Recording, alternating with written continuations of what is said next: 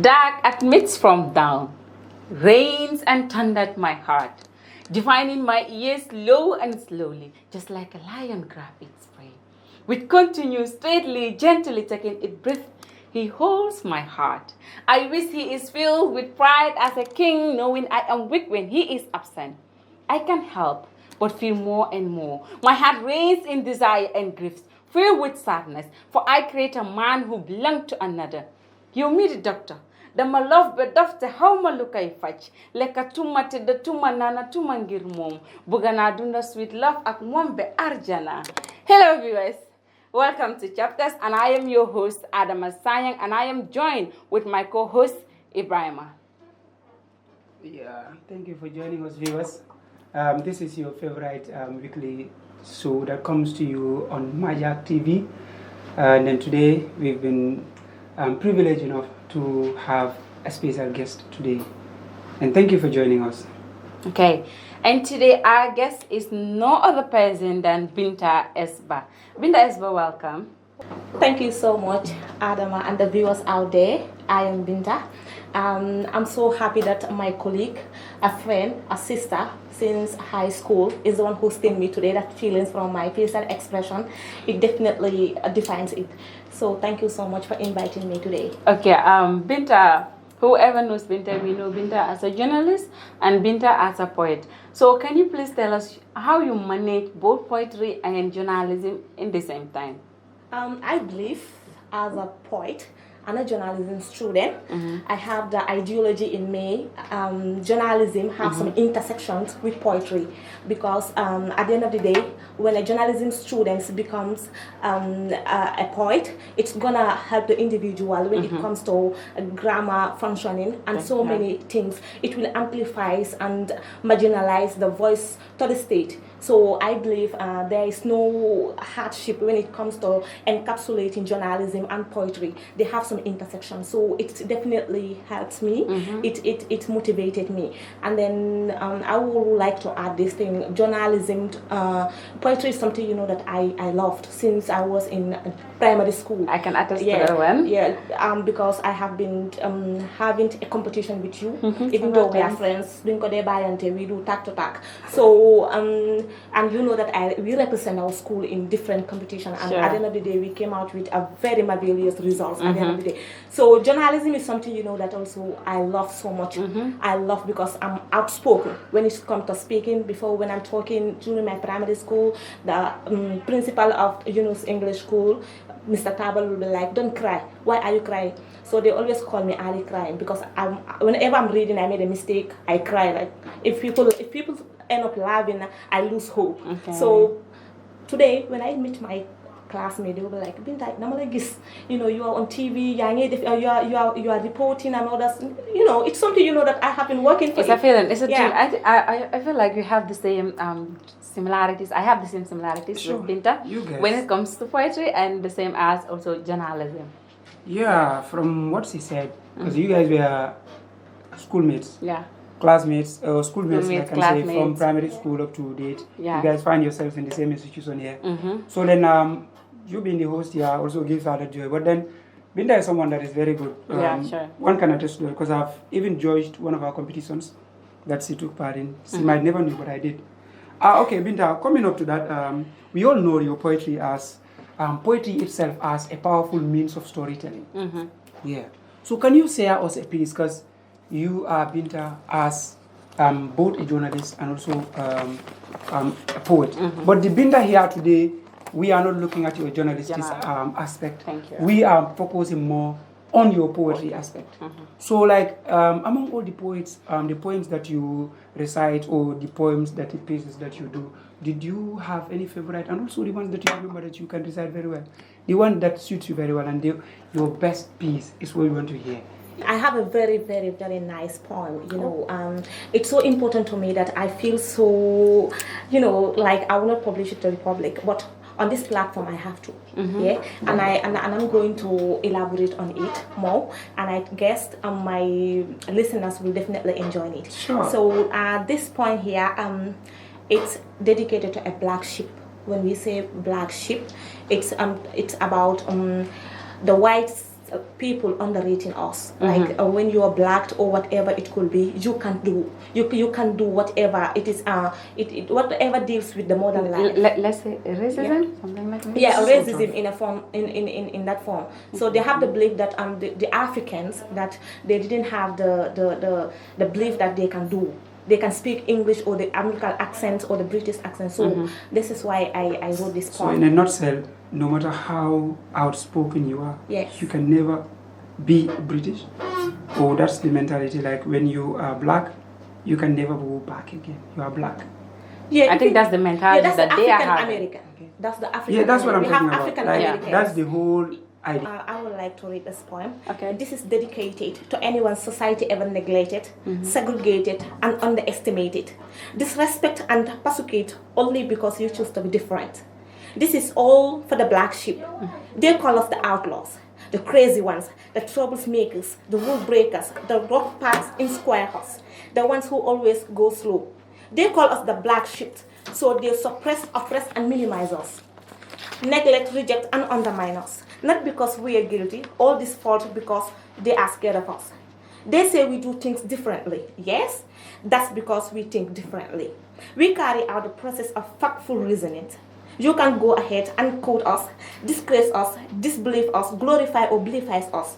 But one thing is, you cannot ignore us. In a world of uniformity, a black sits against told us authenticity, we stay deep-rooted to our originality.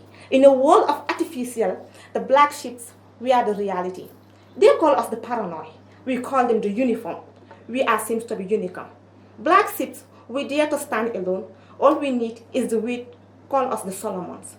Black sheep, we never follow. We go slow. We the black sheep, we are always turned to good. Wow, Thank you. wow. Yeah, that's That was so beautiful. Not only beautiful, but also educative. Yes, I can say. it is educative. Yeah, sure. Yeah. So, you know, your words are so captivating. So I want you to tell me something. What really inspired you to write this poem? Where do you have this idea? I have this ideology in me. Like sometimes because I'm so used to watch this poetry, slams, the Americans, this thing poem. So most of the time when I'm watching, I always see when these black people are reading, even though no matter how many white people are gathering there, they always read a poem like I'm a black man, I'm a this thing, I'm a that thing, because through our history, in back days, you know, this white were so racist to us. They manipulated us when it comes to the mirror history and all that. When you go to history as a historical student, you're going to know all these things. So I scrutinized everything, did all background check up about this black sheep before writing it, because I believe as a poet, before bringing something important to the table, you have to know the reason like why you did it, just like the other way around of the journalism aspect. So that's why I definitely picked this, and I know that it's definitely pivotal to the audience. I know that day you will publish this poem, everyone gonna love it. Yeah, you know, today I think I'm hungry. That's why I didn't bring my journalism, my poetic voice. But you know me very well. So it's a poem that I loved so very much. Yeah, and then I wrote another one also. That one I have published it with Justice Boy. Like, exactly, for the one. Just give me the phrase where you say anyak. Is it anyak something? Ayuk Ajifutankeh. What is the meaning of that? You know Aduna? You had that one, yeah? Aduna. So come like you know today, you don't know tomorrow. Understand? Tay munulo ñaka elek na ñaka am. Repeat it. I must cram this line today. Anyak. Ayuk no. Is this Some people serious? serious. Some people feel surprised like, Dinka, you are full.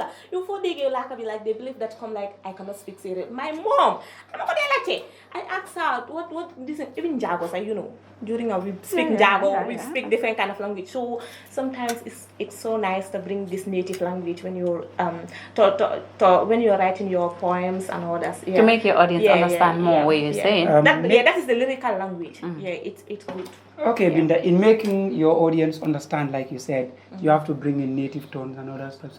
Okay, then as you are someone that is so much interested in poetry, what advice would you give to the young ones out there who are trying to pursue poetry as a career? Yeah, the advice I have for the young ones that are trying to be a very good poet. So the advice that I have for them is let them not relax. We all pass that stage. The likes of me, yeah. Before answering a question, even in class, I sick. When I'm talking, when I write, you read, you'll be like, no, this was not the girl who wrote this thing, because whenever I'm talking, I lose confidence in myself. But now, if I'm talking, even I make a grammatical error, I feel like I have to skip. Let me go. It will not terminate my career. Yeah, like so. This is the only thing I always say. We have the inter-village competition in Faraba. You forgot. We have it 2 times, and I came out with a very good results with your niece. I don't know your nephew. So the first day, the first day that I met the other one, I was like, Kida Faba, he's so good, but he came to me like, I love the way you read. I like it, and I want you to be my mentor. And imagine, man, don't want this boy is good. So those kind of kids, man, somebody this guy, like, I feel so excited. Like, yeah, don't lose hope. Whatever you are doing, don't lose hope. Poetry is not easy, and you have to read. You have to read. You have to read. You have to make research. And you have to know history as well. You have to know history, whatever you are writing. Yeah, don't feel like if there are any competition, that you have the chance to participate. Go, no matter how. Sometimes you go with tertiary institutions like this is Nusrantarians, Masrul, and others. You'll be like, hey, man, ki Nusrat la joge, man fi la joge, Yunus la joge, somebody me deng ma. No. You can still do it. You beat those people. Yeah, so my advice to them is never lose hope of what you are doing. Try it. Very well. Just never lose hope. Okay, thank you so much for sharing your journey, I can say, of history into poetry. Sort of. Yeah, it was really amazing, and I am glad that you at least give some advice to the younger poets out there. Yeah, so Ibrahim, what next? Next, Binta, we'll have my favorite part, like I always say. No, this is my favorite part. The game segment. Oh my goodness. It is my favorite part. The game segment. I was like, Ado will introduce the game, but then I chose to introduce this game. Yeah. In this glass, you're saying, these are word cards. And in each card, there are words written on it. This must be difficult. Yeah. No, it's not difficult. It is the most fun part. So any word that take you pick, you are going to start a line with it. A line. That's a stanza. A stanza. Yes. A line or two. So today, you being our guest, we'll give you that full privilege and honor. We are honoring you. We are honored to have you. Can we say president? Okay, and ladies first. Yes. Oh no. Ladies No. second. What is the word? Let's see. I have to win. Wind. The wind blowed in the forest. When the wind blows in the forest, what happened? What happened? Yes, it might cause deforestation, the falling down of trees. Winds. That's it, Ibrahim. Don't confuse the audience. So the wind blows in the forest and causes deforestation. Yes. It's good. It's a good stanza. What is stand? What is start? What is start? Okay. That was good. Let's see. Okay. Let's see what I have here. I have love. On the side. Okay. No, I'm thinking. Which one you should recite? Yes. Which one should I recite? Okay, let's go with that. You follow me, Nanyaye. The day I knew that you are the angel that Allah has sent for me. See, ila kanolen jarabindi. I am mini so kono ko mini yambolo. See, if I did not have this gentleman sitting here, I would go crazy. Because life is nothing absolutely without him by my side. Thank you. Don't break my mind. No, I'm not breaking it. So, we also honored. I know you guys will hate. No, I will do it. Okay, so it's your turn. Let's see. Let me open. Over the big papers, because we have small words already. Dust. Oh! Malinka Meladi, Kanga. Dust. Binta, dust. Yes. Yeah. You might judge me. Mm-hmm. You might rate me not high. You might push me, I fall, I crawl. But still like dust, I will rise. Oh! I love that one. So meaning I'm the only one who give. No, but yes, it's also good. The best one. Yes, You save the best for the last. Yes. That's what we normally do. And to our viewers, this brings us to the end of the program. But always remember, the pen and the voice is the most powerful weapon which we can use to change the world. poetry is not just for enjoyment. Poetry is, let's say, to educate and to create awareness to all people out there. Because anyone you see, any poet you see write a poem, there is a reason behind that poem, and there's so much big things in that poem. When you listen it, wow. Don't forget to follow us on our social media platforms: TikTok, Majak Official, and also Facebook, Majak TV. That's what we have. Bye for now. YouTube.